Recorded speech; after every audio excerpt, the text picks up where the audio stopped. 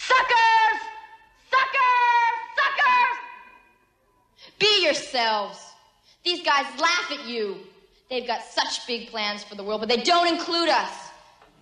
So what does that make you? Just another girl lining up to die. Okay, so today I'm going to be doing a look from the 1982 film Ladies and Gentlemen, The Fabulous Stains, featuring Diane Lane, who is the protagonist of the movie. And yeah, I hope you enjoy the look. The Tatcha water cream just to kind of like base my face out. I use it kind of almost as a primer because it doesn't really leave a heavy, like, sticky residue behind. It just kind of leaves your face really nice and moisturized and just tacky enough that makeup can grab onto it. So I'm just going to put that all over. So next I'm going to go in with the Tatcha Silk Primer and using a brush, just going to apply it to my T-zone pretty generously, especially any place where I have a little bit of flaky skin or enlarged pores. I don't know if I like using primer all over the face as much as just kind of where I feel like I need it because I'm so prone to breaking out. So now I'm going in with my Jane Iredale BB Glow Time Foundation, which you guys all know is my favorite one, and just giving myself a light coat all over. And I'm using the Moda blend brush. It's the M26. Just a really light coat.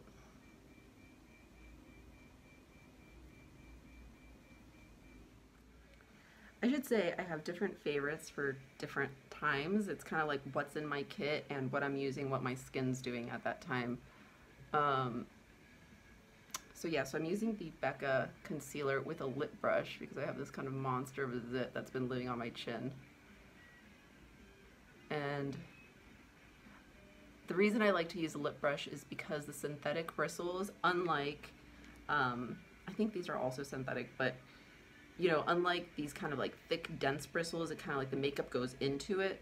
The makeup just kind of sits on top and it doesn't absorb as much of the product, and it just kind of delivers product a little bit better than, say, natural hairs or like a very dense brush like that. So that way you deliver a lot more color to like problem areas, like little spots and things. You'll get much better coverage this way. You won't eat up as much of your product.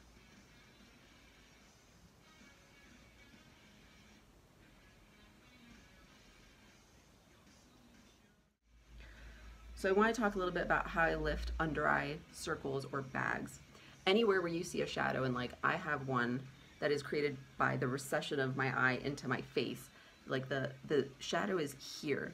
So I am putting the color right where that shadow is, here and here, and just blending it in and just lifting. Like anytime you're using concealer, it's usually going to be a half shade to a shade lighter than your skin, and it's probably going to have some color correctors like oranges or, you know, depending on what color your under eye bags are, you want to do the opposite. So either something more orange or more yellow, and just kind of lifts that so it kind of matches this plane here.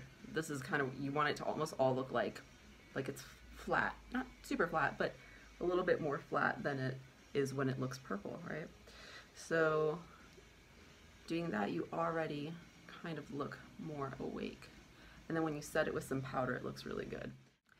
So this is actually my favorite, like one of my favorite parts of the movie, and it's in the very beginning. She's putting on her eyeliner as she's talking to this guy because it seems like her mother is just kind of passed away. Anyway, you guys should really see the movie if you haven't seen it before. But anyway, she's just got this amazing punk rock attitude, and she's just coloring in her eye shape, and it's just such a fabulous part of the movie. Okay, so anyway, she kind of does it this way.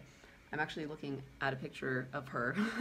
She kind of like takes it from the arch of her brow straight up, and then she kind of creates like a little M right there, uniting it with the like the outside corner of her brow, And then with the outside corner of her lid, she just kind of brings it up and connects it. And that's it. And then she fills it in.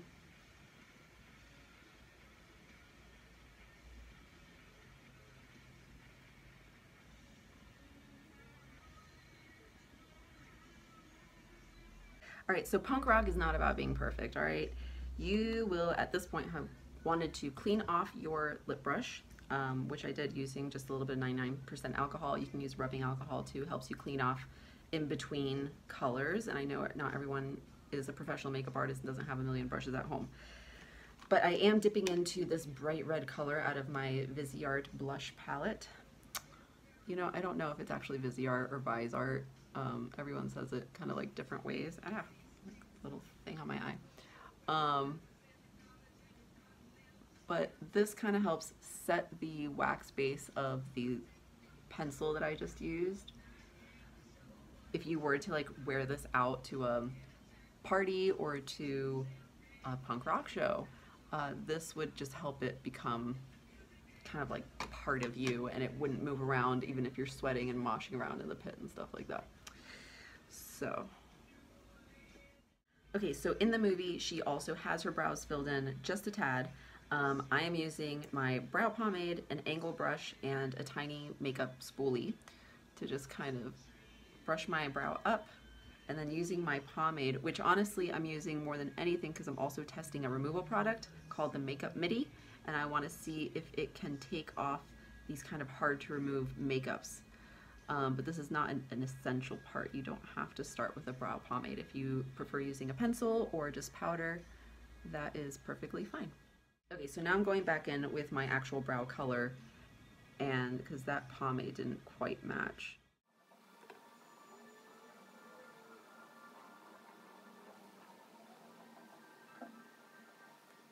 Even pros mess up, and this is a really good opportunity for me to show you how to fix it.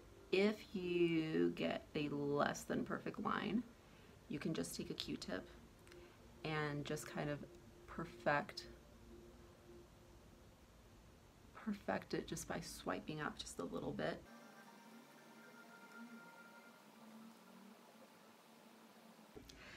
Okay, so I've actually decided to go back in and do a little bit of perfecting with some black eyeshadow. Any black eyeshadow will do. I'm using one out of my Billy B palette, which is this color right here, with my flathead Bedellium Tools brush. This is the 714 brush.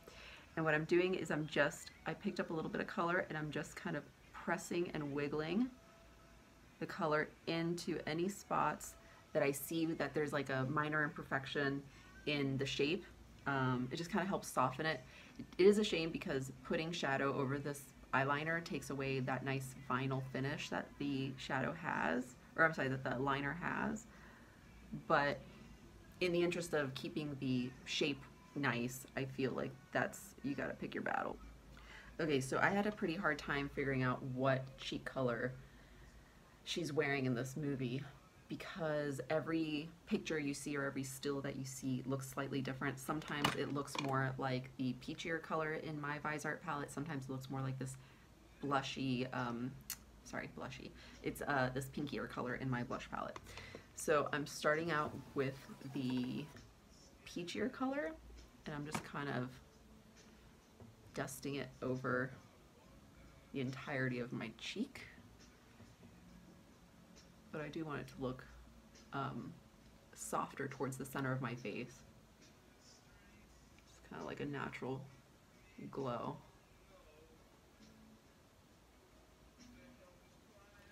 And then I'm just going to clean off my brush really quick. And then with a little bit of that pinkier color, just kind of right in the center here. In some of the shots, it is actually quite intense. When she's on stage, her blusher is like very out of control. But then some of the daylight shots, it doesn't look as intense. I'm just going to also bring it up here a little bit, just because I like a little bit of a more unified look myself.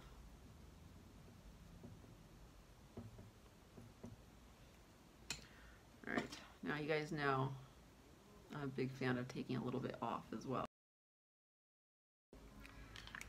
Okay, so I just gave myself a little lip scrub real quick because I didn't notice how dry my lips were until I wanted to go paint them.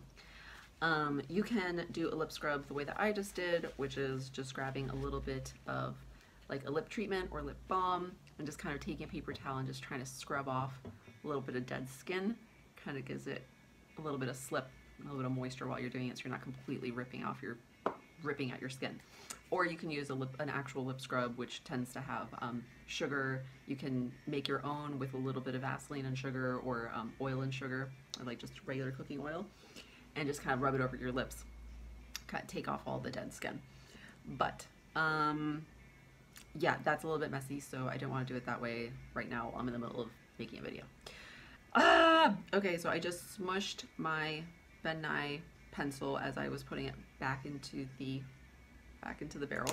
So we're just going to use this other, it's Trestique pencil. This is close enough. And this goes on just like a lipstick.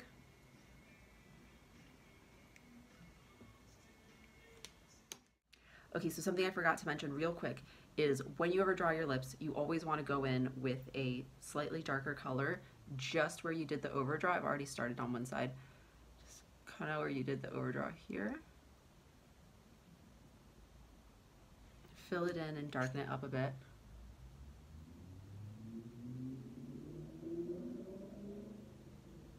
Just because it helps make the overdraw not so incredibly obvious.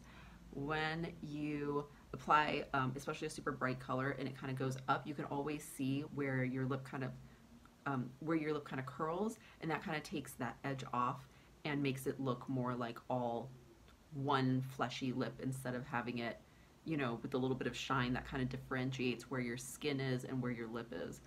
So that kind of just knocks that down just a touch.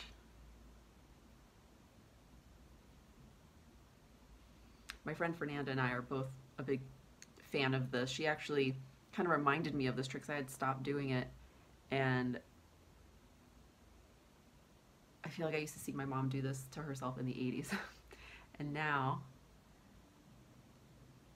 you know, kind of changing your lip shape is a fun way to change up your makeup look. If you are kind of bored with your makeup style, sometimes just not necessarily changing the colors or the makeup that you have in your kit, but just changing the way that you do your makeup can make a really big difference. All right, sort of love that. I'm gonna apply a little bit more makeup. I've got the Smashbox, what color is this? Crimson Chrome. This is a Crimson Chrome lip gloss. And like I said, because I am testing out a remover or removal process, a new removal process today, I am not afraid to pile it on.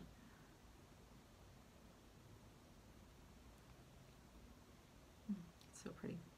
Okay, I'm just gonna do a little bit of mascara, and I think this look is done. I'm going to use my trusty Kush Milk Mascara, which I've got like so many tubes of this, I have to get rid of some. All right. Liking that.